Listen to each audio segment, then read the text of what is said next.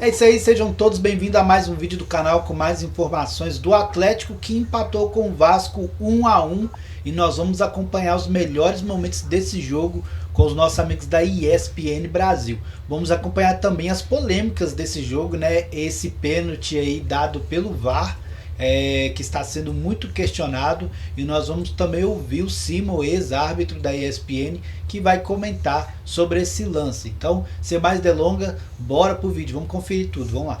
Outro jogo das 4 da tarde, um empate 1-1, Vasco da Gama e Galo em São Januário.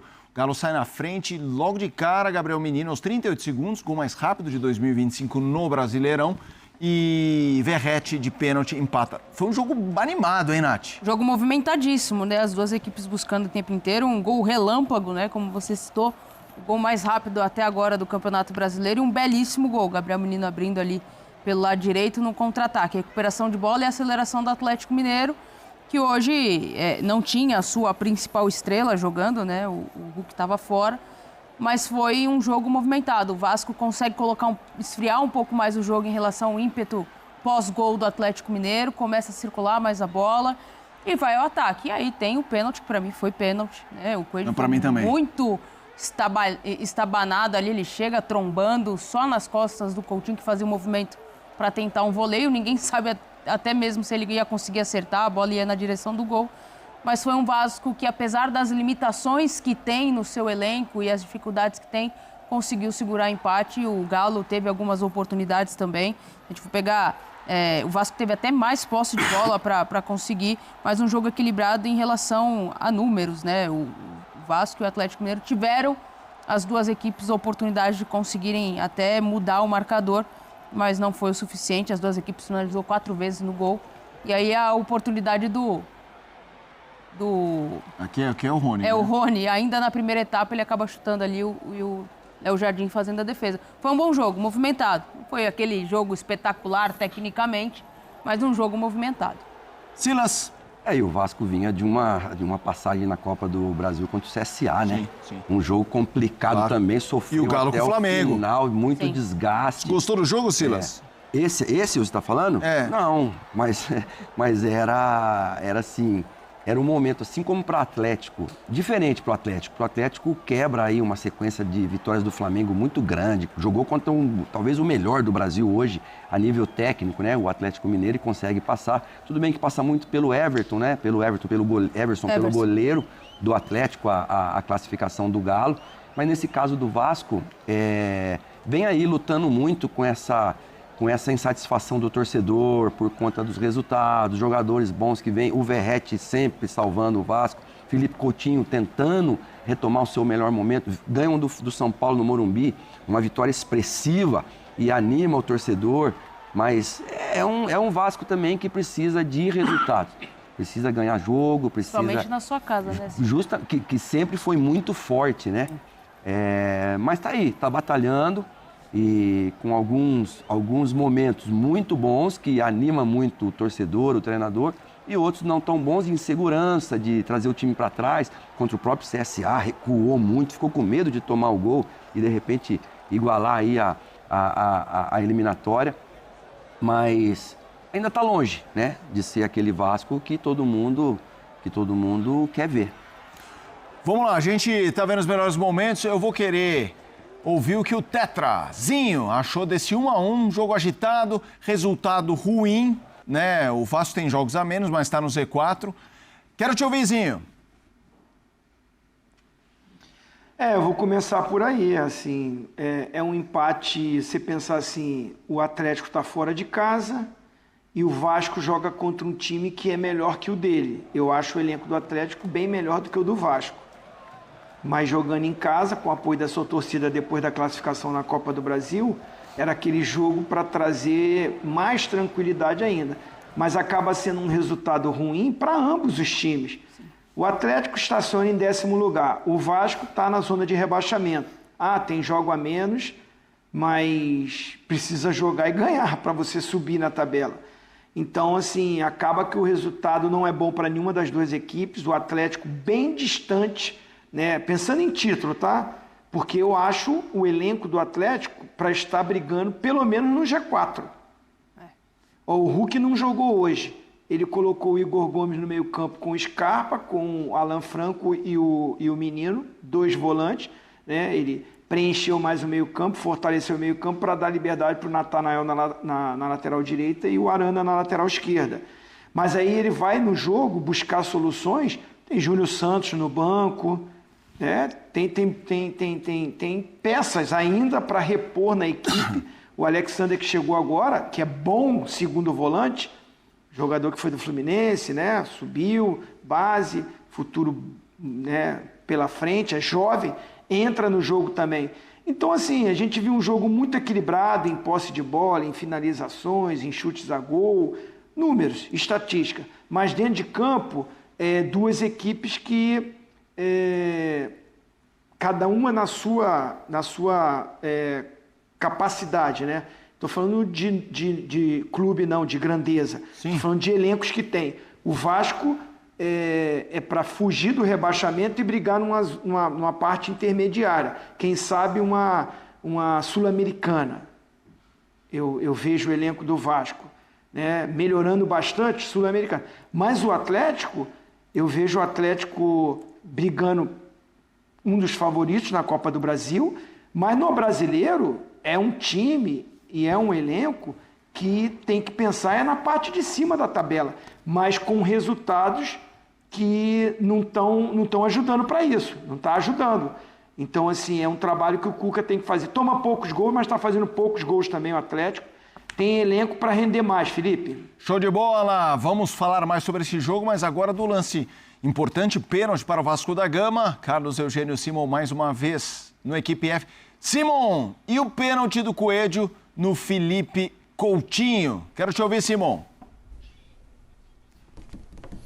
Felipe, esse jogo tudo aconteceu muito rápido, né? O primeiro gol aos 38 segundos e depois aos 15 minutos uma penalidade máxima indiscutível. Coelho salta e dá um tranco nas costas do Felipe Coutinho quando se armava para dar aquela batida de voleio. Então, um pênalti em que o Davi Lacerda, o árbitro jovem de 29 anos, que vem tendo bom campeonato, não percebeu no campo. Aí o Rafael Trace, o árbitro de vídeo, né, interveio corretamente, o pênalti foi marcado e esse pênalti para mim é indiscutível, decisão correta da arbitragem. Um grande abraço, boa noite.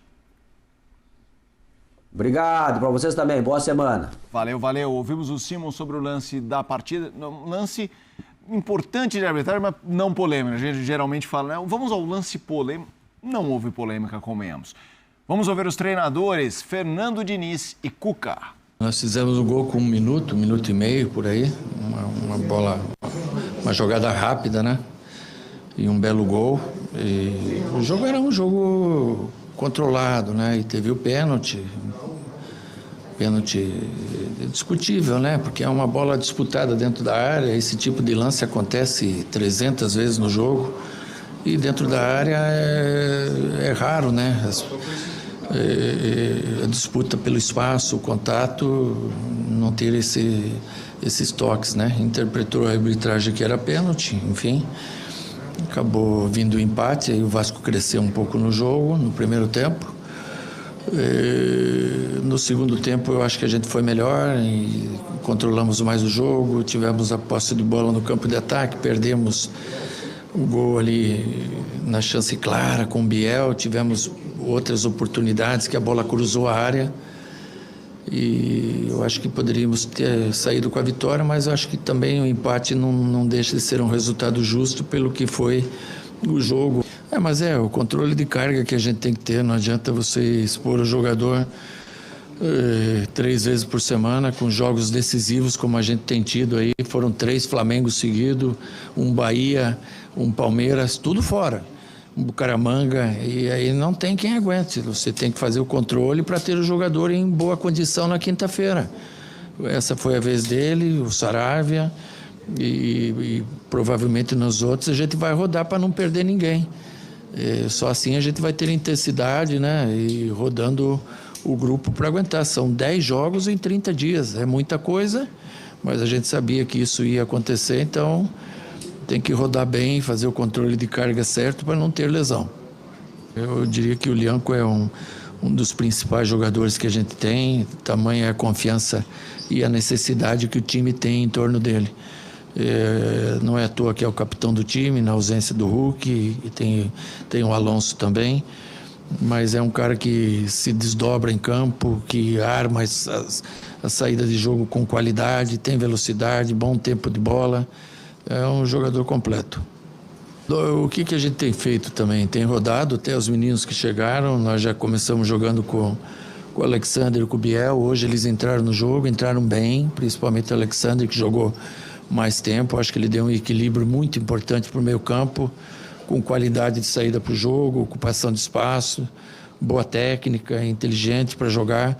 O Biel também entrou bem, teve infelicidade de perder o gol, né? Uma bola rápida, uma cruzada do Rony, enfim.